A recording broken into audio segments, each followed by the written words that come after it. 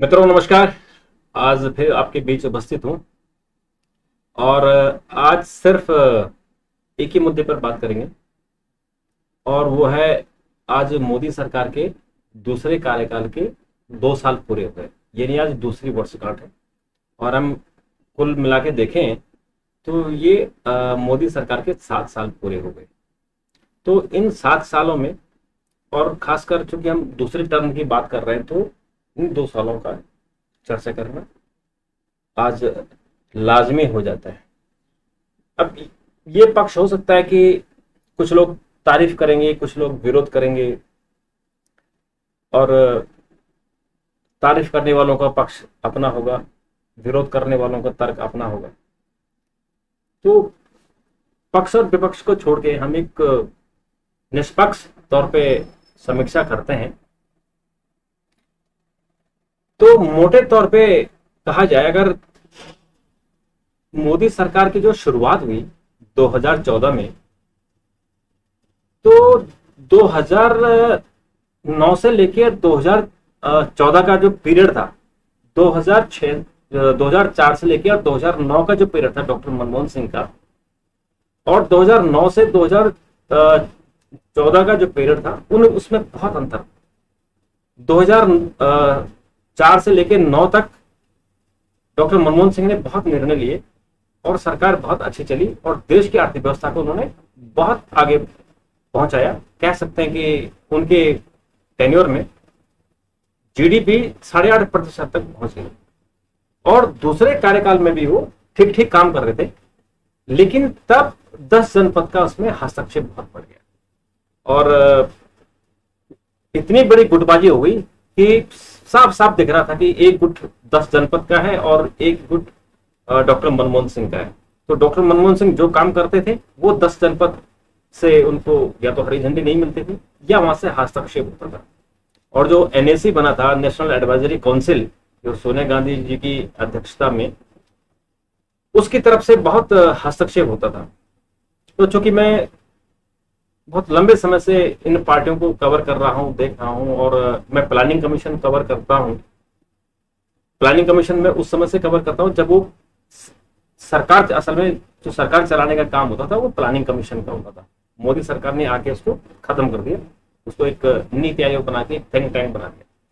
लेकिन उसकी जरूरत है इस देश में, क्योंकि मैं देखता था कि जो भी निर्णय केंद्र सरकार के होते थे वो बिना नीति आयोग, जो उसमें प्लानिंग कमीशन था, बिना प्लानिंग कमीशन के रिकमेंडेशन से नहीं होता था।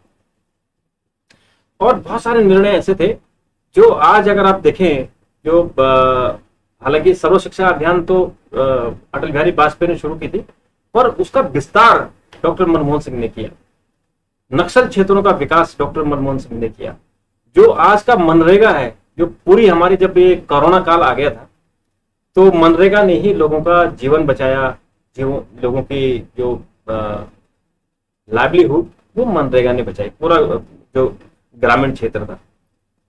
और बहुत सारे निर्णय थे डॉक्टर मनमोहन सिंह ने लिए थे, लेकिन वहां पे हस्तक्षेप था। और आपने देखा होगा कि एक बार तो राहुल गांधी ने डॉक्टर मनमोहन सिंह का जो भूमि अधिग्रहण कानून था, जो उसमें बिल था वो, तो उसको प्रेस कलम में आके फाड़ दिया था। और उसमें बड़ी कंट्रोवर्सी थी कि एक प्रधानमंत्री जो संवैधानिक पद पर, संसद में अगर कोई संसद की प्रॉपर्टी है तो कोई आदमी बाहर से कैसे फाड़ सकता है, वो भी एक सांसद।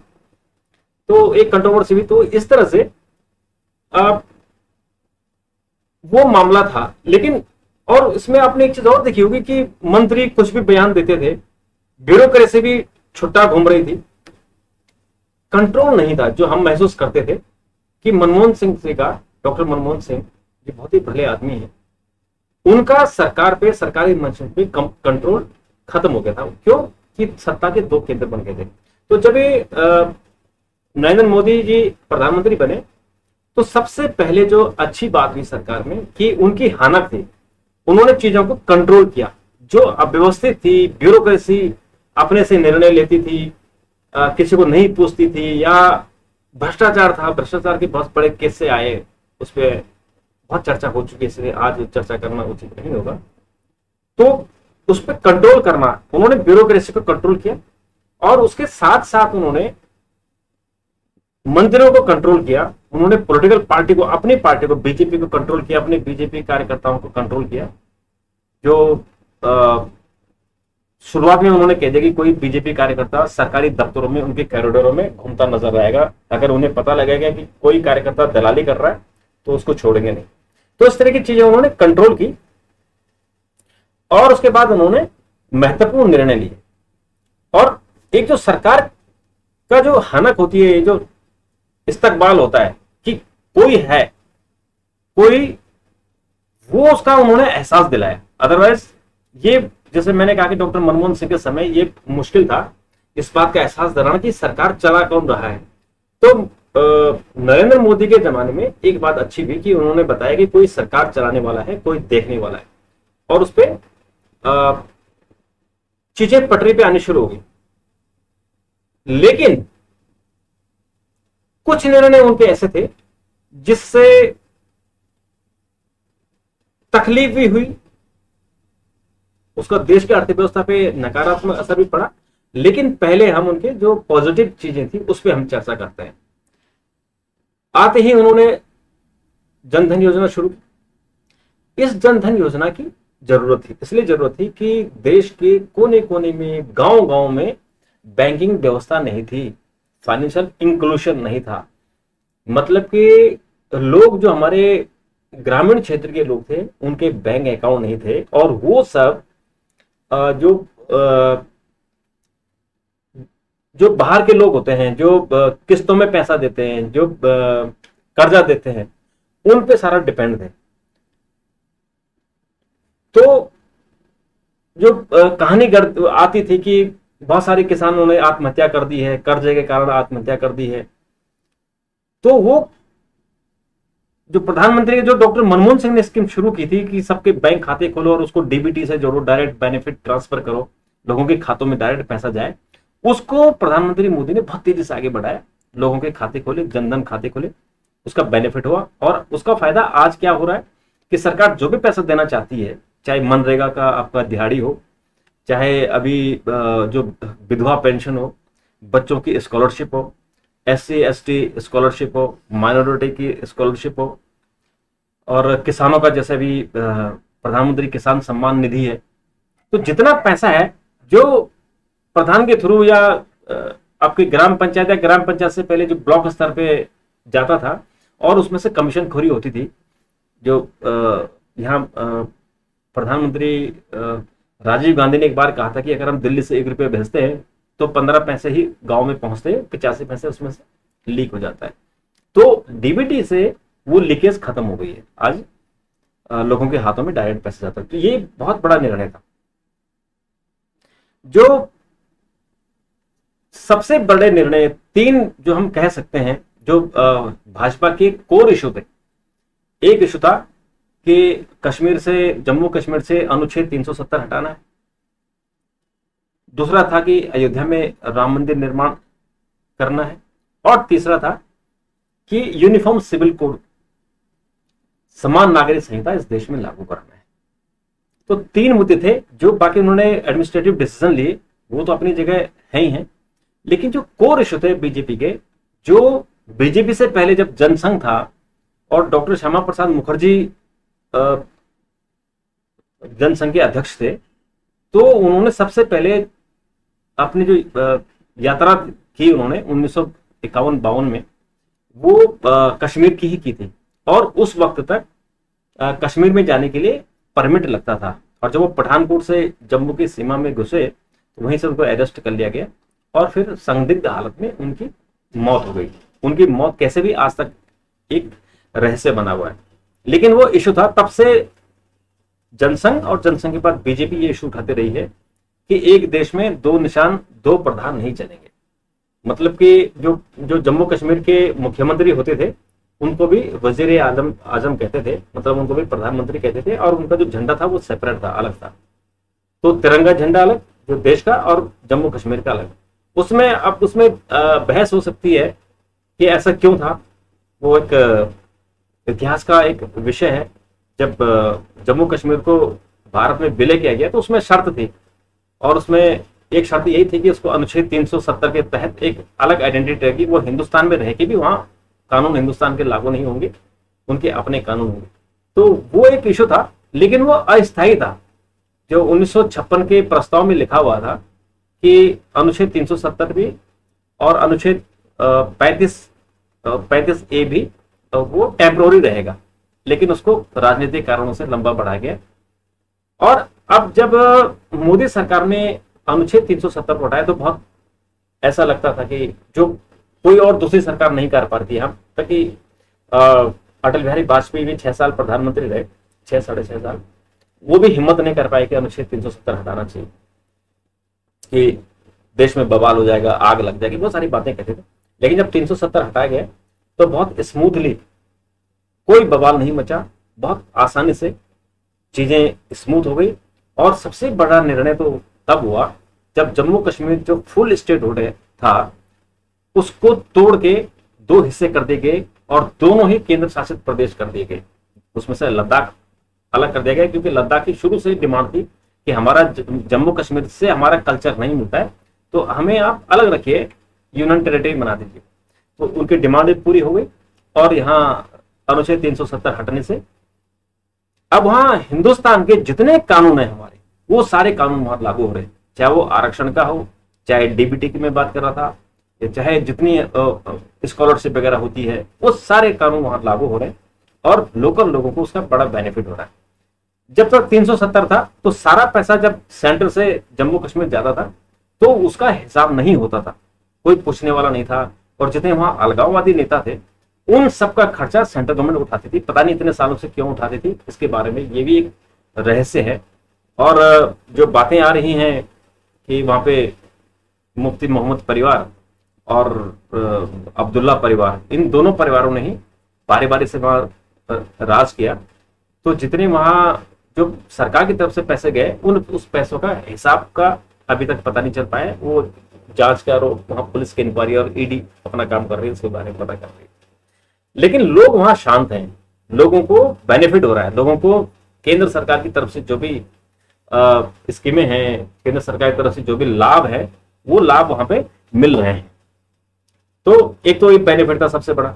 दूसरा था कि अयोध्या में राम मंदिर बनाना है, तो राम मंदिर बनाने के लिए जो कानूनी प्रोसेस था कि सुप्रीम कोर्ट में केस है, पहले तो वो लखनऊ जो उत्तर प्रदेश हाईकोर्ट का मामला था, हाईकोर्ट ने जब मामले को आगे बढ़ाया, फिर सुप्रीम कोर्ट गया, फिर सुप्रीम कोर्ट ने भी उस पर उसकी कानूनी अड़चनें खत्म की।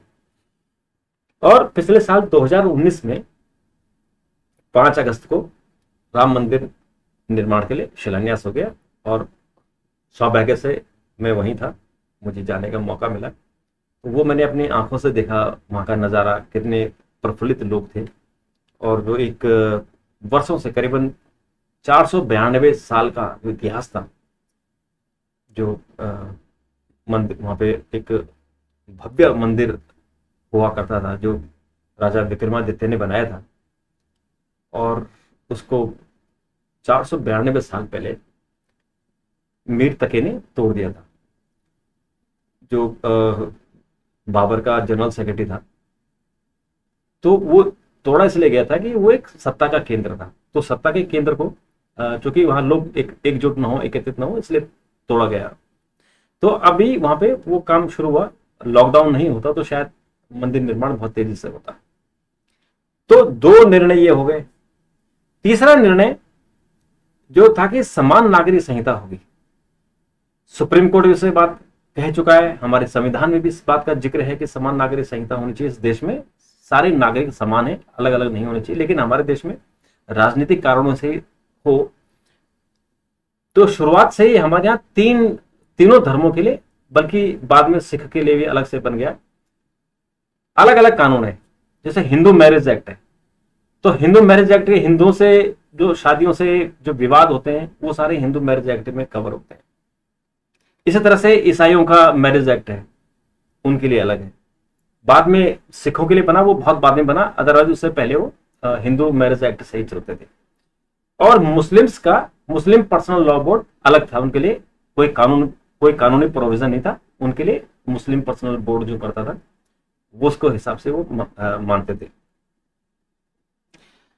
अब इसमें इसको एक बर्र का छत्ता था, इसमें हाथ कौन डाले। जब भी बात होती है तो देश में विवाद का विषय खड़ा हो जाता है, और इस बार भी जब मोदी सरकार ने इसमें सुखबुखार शुरू हुई तो भी इसका विरोध शुरू हो गया। लेकिन मोदी सरकार ने इसमें दो काम बहुत अच्छे किए। अच्छे मैं इस सेंस में कहूंगा कि मुस्लिम समाज की जो कुरीति थी 3 तलाक की, तलाके विद्दत जिसे बोलते हैं, ये सभी मुस्लिम सभी समाज में नहीं है, मतलब मुस्लिम में सब में नहीं है, ये मुस्लिम के कुछ सेक्शन में था। तो इसे जो महिलाएं थी वो बहुत परेशान थी, क्योंकि किसी भी मुद्दे पे, छोटी छोटी बातों पे, घरेलू विवाद पे तलाक हो जाता था। तो उसको गैर कानूनी घोषित करना ये बहुत बड़ा काम था। और हालांकि इसमें सुप्रीम कोर्ट की रूलिंग थी, और ये रूलिंग जो आई थी वो एक जो प्रभावित लोग थे उनके कारण वो सुप्रीम कोर्ट गए थे, और सुप्रीम कोर्ट ने फिर निर्णय सुनाया। सरकार ने उसको कानूनी रूप दिया, और आज जो 3 तलाक के मामले थे वो नगण्य हो गए हैं। इक्के दुक्के मामले होते हैं, लेकिन मोटे तौर पे जो एक बीमारी थी समाज की, वो बीमारी खत्म हो गई। अब इसमें जो समान नागरिक संहिता की बात है, वो समान नागरिक संहिता यहां से शुरू हो जाती है। क्योंकि जब आपका, मैं कहूंगा कि इसको आधा 50% काम हो गया है समान नागरिक संहिता का। अब अगर ये अवैध घोषित हो गया है तो ये सारा क्रिमिनल लॉ में आ जाता है। और जो दहेज प्रथा है वो एंटी डाउरी एक्ट है हमारे देश में, और उसके अलावा हमारे यहाँ आईपीसी में 498A है, इन सब में ये कवर हो जाता है। और घरेलू हिंसा जो डोमेस्टिक वायलेंस है उस कानून में कवर हो जाता है। तो ये 3-4 कानूनों को अगर आप देखें तो ये, अगर इन 3-4 कानूनों को ही जो कानूनी प्रोविजन है इसमें अगर कवर होते हैं तो फिर समान नागरिक संहिता ऑटोमेटिक लागू हो जाती है। और एक मुद्दा जो था 3 तलाक का जो बाहर था, वो भी अगर शामिल हो गया है तो कह सकते हैं कि वो उसका समान नागरिक संहिता की तरफ हम लोग चल पड़े। तो ये तीसरा जो मैं कहूंगा कि ये 2.5 जो मुद्दे थे भाजपा के, वो 2.5 मुद्दों पे 3 में से 2.5 मुद्दे उन्होंने पूरे कर लिए। अब वो आधा रह गया, आधा भी उन्होंने, आधा कह सकते हैं कि उसको एक में से आधा उन्होंने पूरा कर लिया, तो 2.5 मुद्दे पूरे हो गए। लेकिन जो इसके अलावा जो और बड़े निर्णय हुए, 3 कानून जो बने, किसानों का जो रिफॉर्म करने की बात हुई जिसके लिए 6 महीने से किसान आंदोलन कर रहे हैं, उन 3 कानूनों को कांग्रेस ने बड़ी कोशिश की पास करने की। 2006 से ही प्रोसेस चल रहा था, लेकिन विरोध के कारण, क्योंकि अगर हम कहें कि शरद पवार जो कृषि मंत्री थे, हालांकि उन्होंने खुद चिट्ठी लिखी थी और उन्होंने कहा था कि इन 3 कानूनों को जो अभी मोदी सरकार ने लागू किए, उसमें जो APMC जो एग्रीकल्चर प्रोड्यूस मार्केट कमेटी होती है, उसको खत्म करने की उन्होंने बात की थी। क्योंकि उनका ये भी मानना था कि ये जो कानून है ये सबसे बड़ा बाधक है किसानों की डेवलपमेंट के रास्ते में। तो ये कानून बना दिए गए, लागू हो गए, लेकिन राजनीतिक कारणों से इसका विरोध हुआ और आज किसान लोग बैठ गए। इसमें मैं एक जिक्र करना चाहूंगा कि इस साल एक कानून अभी कानून लागू नहीं हुआ है, क्योंकि सुप्रीम कोर्ट ने इसमें 6 महीने की रोक लगा रखी है। तो ये कानून संसद से पास हो गए तीनों, लेकिन अभी वो स्टे है। 6 महीने बाद फिर जब सुप्रीम कोर्ट सुनेगा, सुप्रीम कोर्ट की कमेटी ने इसमें रिकमेंडेशन दी है, तो उसके बाद फिर सरकार उस पर तय करेगी। हालांकि सरकार ने ऑफर किया था कि हम इसको 1.5 साल के लिए रोक देते हैं, लेकिन किसान धरने पर बैठे तो इसलिए वो सहमति नहीं हो पाई। लेकिन एक बात बताना जरूरी है कि इस बार सामान्य तौर पे जो खरीद होती थी, करीबन 3.25 लाख टन गेहूं की जो खरीद होती थी, इस बार वो बढ़ के 4 लाख टन हो गई है। और इसमें से मोस्टली MSP में खरीदारी हुई है, जो कि आशंका थी कि MSP खत्म हो जाएगी, नहीं मिलेगा, MSP वो हुआ। दूसरा, ऐसी भी खबरें आई हैं कि इस बार ओपन मार्केट से बड़ी डिमांड हुई। सरसों का जो रेट था वो बहुत ज्यादा किसानों को मिला, बिहार के किसानों को खासकर, जहां बात होती कि एमएसपी नहीं है, खत्म कर दी गई है, तो किसानों को इसका बेनिफिट हो रहा है। और जो कॉन्ट्रैक्ट फार्मिंग की बात हो रही है, कॉन्ट्रैक्ट फार्मिंग तो अभी भी हो रही है, अभी भी किसानों के खेतों से फल, गेहूं और चावल को कंपनियां सीधे खरीद रहे, लेकिन उसका एक कानूनी मैकेनिज्म नहीं था। तो अभी जब कानून पास हो गए तो एक मैकेनिज्म बन गया, एक एग्रीमेंट होगा दोनों के बीच में, ताकि विवाद ना हो। अगर विवाद होगा तो जो कंपनी आपसे कॉन्ट्रैक्ट साइन करती है उस पर जुर्माना हो सके। तो उसमें कुछ उसमें विवाद था कि एसडीएम लेवल के ऑफिसर उसमें डिसीजन लेगा, तो किसानों का कहना था कि ये तो बहुत छोटा ऑफिसर है और इसकी बात नहीं मानेंगे। तो सरकार ने इसमें सहमति हो गई कि ठीक है, इसको हम कानून में ही हिस्सा कर देते हैं कि किसानों को कोर्ट जाने की इसमें परमिशन होगी। तो खैर वो सहमति नहीं बन पाई और आज किसान 6 महीने से धरने पर बैठे हुए। तो वो धरना इनका देखते हैं कि कितना लंबा चलेगा, क्योंकि सरकार भी बात करने को राजी नहीं है। सरकार को जरूर बात करनी चाहिए। अब इसमें जिसको हम कहेंगे कि मोदी सरकार का एक जो बड़ा निर्णय था उसमें एक है नोटबंदी, डिमोनेटाइजेशन। पिछली जब उस पिछले पहले टेन्योर में 500 के 1000 रुपए के नोट बंद कर दिए और अचानक बंद कर दिए।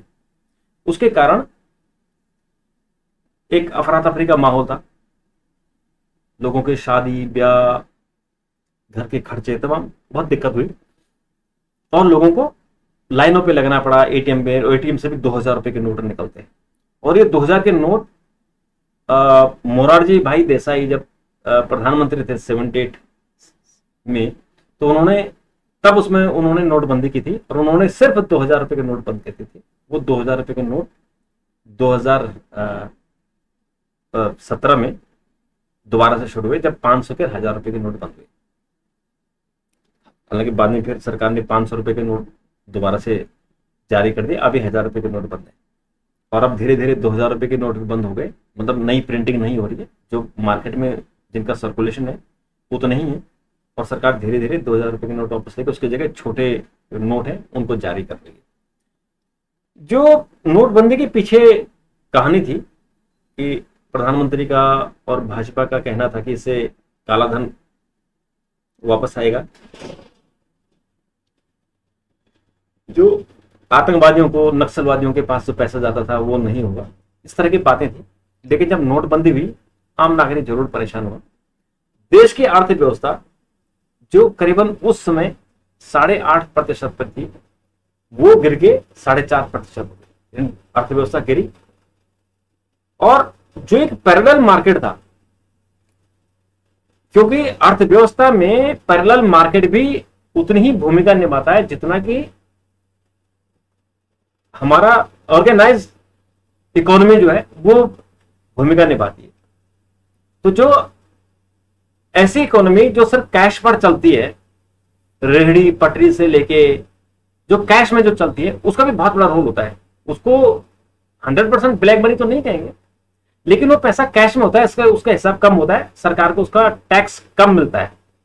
कह भी सकते हैं कि बिल्कुल नहीं मिलता, ये भी हो सकता है, लेकिन अंततः वो पैसा मार्केट में सर्कुलेट हो रहा है और उससे हजारों लाखों लोगों को रोजगार मिल रहा है।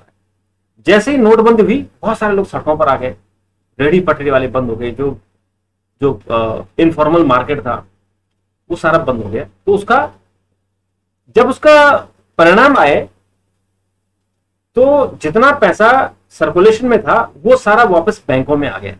यानी जो काले धन की बात थी, वो काले धन का आज तक पता नहीं चला कि वो पैसा कहां था और आया कि नहीं आया, लेकिन जितना कैश जो मार्केट में था वो वापस बैंकों में चला गया था।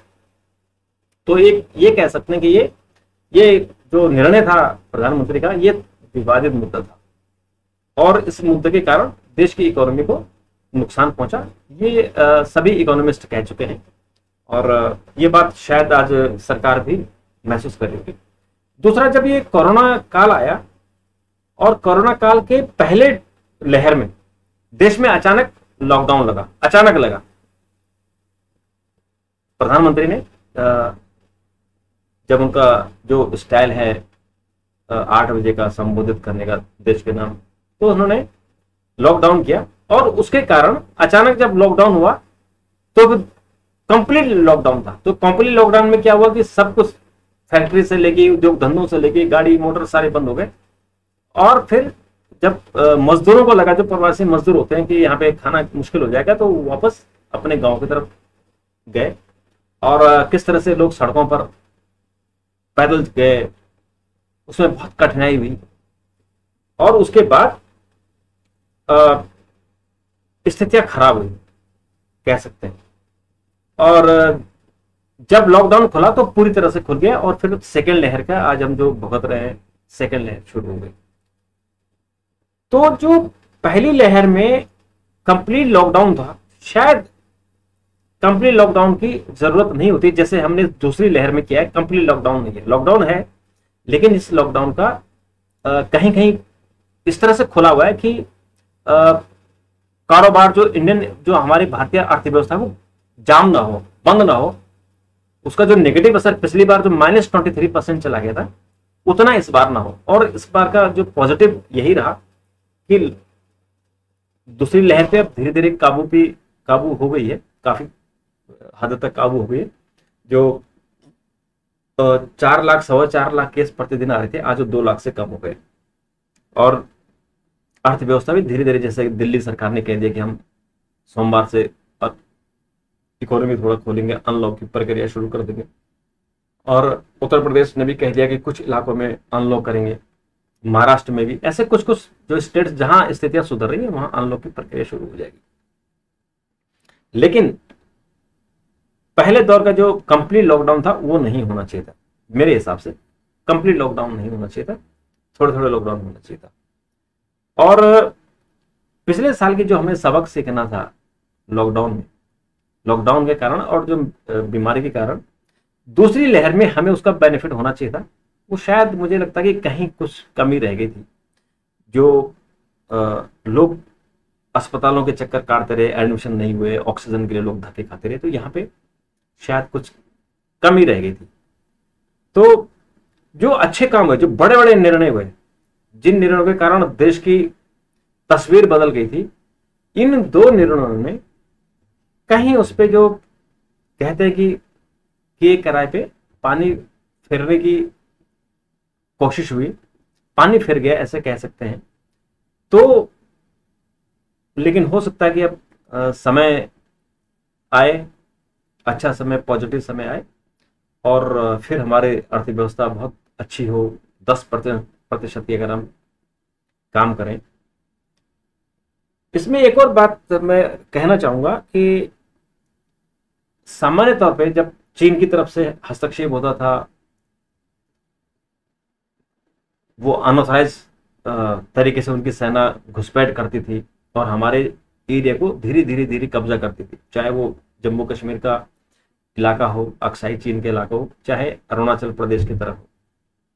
तो इस बार पहली बार ऐसा हुआ और इसमें मैं प्रधानमंत्री मोदी की तारीफ करूंगा कि उन्होंने जो रुख अख्तियार किया, अपनी सेना को जमा कर दिया और पूर्वी लद्दाख में चीनी सेना को मजबूर कर दिया कि वो पीछे हटे। और चीनी सेना काफी हद तक पीछे हट गई है और जिन इलाकों में नहीं हटी है वहां पे हमारी सेना आंख से आंख मिलाकर खड़े हैं।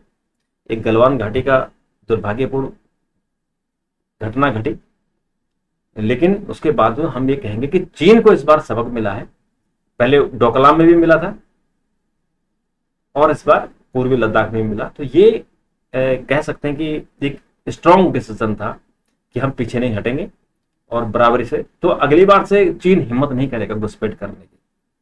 दूसरा, पाकिस्तान के घर में जाके जो बालाकोट स्ट्राइक हुआ वो भी बहुत बड़ा डिसीजन था कि पाकिस्तान की तरफ से जितनी घुसपैठ होती थी, बार बार आतंकवादी कार्रवाई होती थी और इस पे सेना को जो अधिकार दिया गया है, जम्मू कश्मीर में लगभग उन्होंने जो पाकिस्तान की तरफ से घुसपैठ होती थी उसको उन्होंने लगभग रोक दिया है और बड़े बड़े आतंकवादियों को मार गिराया है।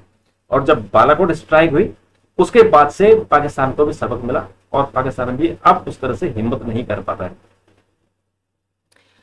अंतरराष्ट्रीय स्तर की हम बात करें तो प्रधानमंत्री मोदी ने जो पहले कार्यकाल में विदेश यात्राएं की और लोगों से दोस्ती की, बड़े अच्छे संबंध भारत से बनाए, तो उससे भारत का मनोबल बढ़ा, भारत की जो साख बढ़ी विदेशों में, और प्रधानमंत्री की अपनी व्यक्तिगत साख भी बढ़ी। तो अंतर्राष्ट्रीय स्तर में भी हमारे डिसीजन बहुत, हमारे जो संबंध प्रगाढ़ हुए पहले से, चूंकि हमारी पॉलिसी है उसी पॉलिसी को आगे बढ़ाते हुए उससे ज्यादा हम प्रगाढ़ हुए। और ये जो सेकेंड लहर आई है उसमें जो कई देशों ने भारत की मदद की है, क्योंकि पिछली बार हमने उनकी बहुत मदद की थी, इस बार उन्होंने मदद की, चाहे ऑक्सीजन की का मामला रहा हो, चाहे दवाइयों का मामला रहा हो, विदेशों से बहुत मदद मिली है। तो वो मदद इसीलिए मिली कि हमने भी उनकी मदद की थी और संबंध हमारे बराबरी के। आज प्रधानमंत्री ने मन की बात की और वहां भी उन्होंने इस बात का जिक्र किया कि अब भारत किसी के दबाव में निर्णय नहीं लेता है, स्वतंत्र तौर पे निर्णय लेता है, और ये बात दिख भी रही है। तो एक दो डिसीजन को अगर हम छोड़ दें तो मोटे तौर पे प्रधानमंत्री मोदी के जो निर्णय थे वो साहसिक निर्णय और ऐतिहासिक निर्णय थे। जितनी बोल्डनेस होनी चाहिए, जितना साहस होना चाहिए, वो उन्होंने दिखाया। और चाहे उनके ये जो डिसीजन था नोटबंदी का, ये भी साहसिक डिसीजन था, उसके परिणाम बहुत अच्छे नहीं निकले, ये बात अलग है, लेकिन ये निर्णय लेना भी एक साहसिक निर्णय था। तो ये आज चूंकि 2 साल पूरे हो रहे हैं दूसरे कार्यकाल में, इसलिए इसकी चर्चा करनी जरूरी थी। आपको कैसा लगा मुझे जरूर बताएं और अपने सुझाव दें।